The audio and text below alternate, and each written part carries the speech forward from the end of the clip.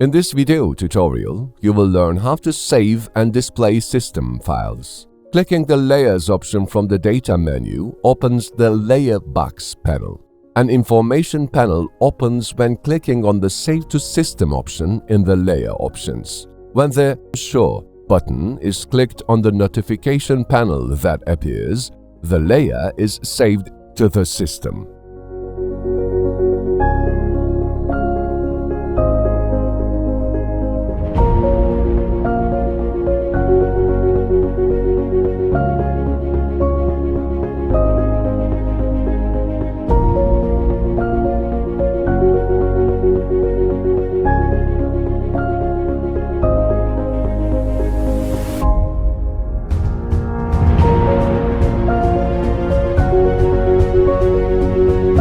Thank you for watching us.